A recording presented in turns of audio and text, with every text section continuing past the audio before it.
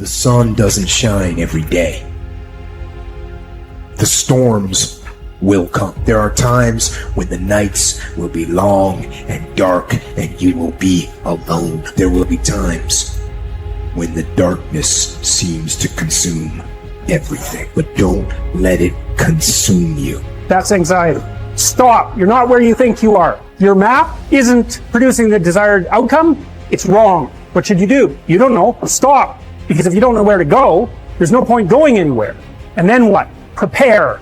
That's anxiety. Stop. Prepare. Well, people hate that because, well, for obvious reasons. Prepare. For what? Everything. Very, very demanding psychophysiologically. And that's also something that's really worth knowing. It's like anxiety isn't just a psychological state that's unpleasant. It's like you're revved up and you're burning resources like mad. And you're in a biochemical state such that that's optimized for quick action, but that's toxic if you inhabit it for any length of time. So not knowing what to do, that is not good. And it isn't just that it makes you feel bad. It's you're running your machinery faster than you can replenish it. For some reason, there is this facade that life should be full of happiness and without its suffering, which actually makes us suffer even more. Because when we get sad or something bad happens, we do not only feel bad about the thing itself, but we also feel bad because our life is not the way it is supposed to be. Not realizing suffering and sadness is just a part of life, and they're inevitable. Unless you learn your lesson, it will keep hurting. Not only it will never stop, it will also keep increasing the amount, so you won't get used to it. And it doesn't matter how you get knocked down in life, because that's going to happen. All that matters is that you got to get up. You have to get up. Whatever experience you're having right now, it has not come to stay. It has come to pass. Sometimes you have to just back up and go within yourself and pray and meditate and recharge your batteries. Go away, clear your head, and then come back and look at it from a different vantage point. Don't operate while you're under the spell or the effect of what's going on. Don't allow your emotions to control you. We are emotional, but you want to begin to discipline your emotion. If you don't discipline and contain your emotions, they will use you.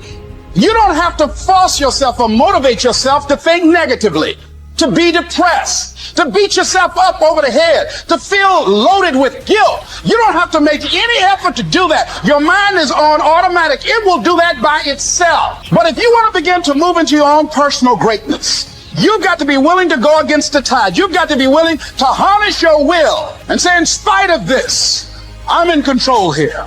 I'm not going to let this get me down. I'm not going to let this destroy me. I'm coming back. The same situation can either be perceived as a lead ball chained to your feet or as wings growing out of your shoulder blades. How you interpret the challenge is crucial to your success of overcoming it. Ultimately, it's never the challenges that matter, but how you perceive them. If you work at that which is before you, following right reason seriously, vigorously, calmly, without allowing anything else to distract you, but keeping your divine part pure, as if you should be bound to give it back immediately. If you hold to this, expecting nothing, fearing nothing, but satisfied with your present activity according to nature, and with heroic truth in every word and sound which you utter, you will live happy, and there is no one who is able to prevent this. We are all bound by this oath to bear the ills of mortal life, and to submit with a good grace to what we cannot avoid. So the spirit must be trained to a realization and an acceptance of its lot. It must come to see that there is nothing fortune will shrink from. There's no ground for resentment in all this. We've entered into a world in which these are the terms life is lived on. If you're satisfied with that, submit to them. If you're not, get out, whatever way you please. The happy man, therefore, is he who can make a right judgment in all things. He is happy who, in his present circumstances, whatever they may be, is satisfied and on friendly terms with the conditions of his life. That man is happy, whose reason recommends to him the whole posture of his affairs. How do you bear the suffering that is at the crux of life without becoming tempted and embittered? That's really, really difficult. Now, you know, someone might point out, go ahead and be bitter, see where that gets you. And if you have any sense, and generally people have at least some, they know that being sick and bitter is worse than just being sick. And that being right, it's worse, but it's very hard temptation to avoid. Sometimes you want to be bitter just out of spite in some sense, because things are so terrible. All you've got left is your willingness to shake your fist, and say, well, really? Is this like this many poisonous snakes? Really? That's like, maybe I could have learned with just 1 or 2, not 100. So, but we're all stuck with that. And I think we're stuck with it at every level of our life in some senses. How do we maintain a high order moral orientation in spite of suffering and malevolence? Do you think that the man has any thought of mending his ways who counts over his vices as if they were virtues? Therefore, as far as possible, prove yourself guilty, hunt up charges against yourself, play the part first of accuser, then of judge, last of intercessor. At times be harsh with yourself. Set yourself free for your own sake. Gather and save your time, which till lately has been forced from you or filched away, or has merely slipped from your hands. Make yourself believe the truth of my word. That certain moments are torn from us, that some are gently removed, and that others glide beyond our reach.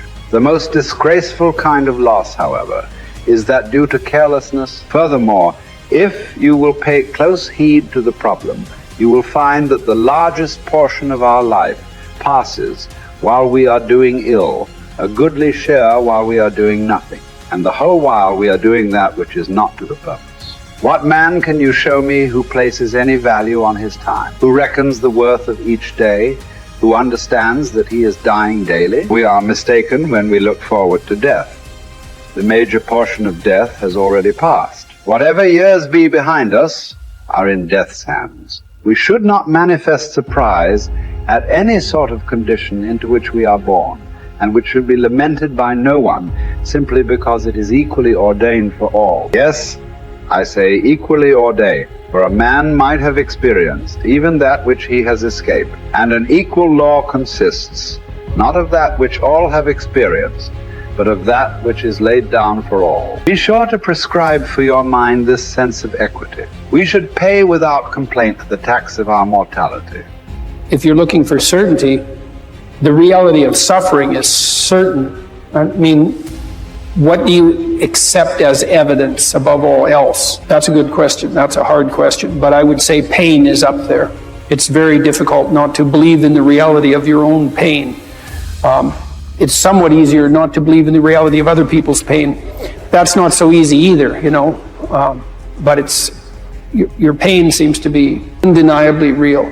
And so it does beg a question, which is, if pain is undeniably real, is that which overcomes pain even more real? And I think that's, in some sense, that's the idea that lurks behind the idea of the resurrection.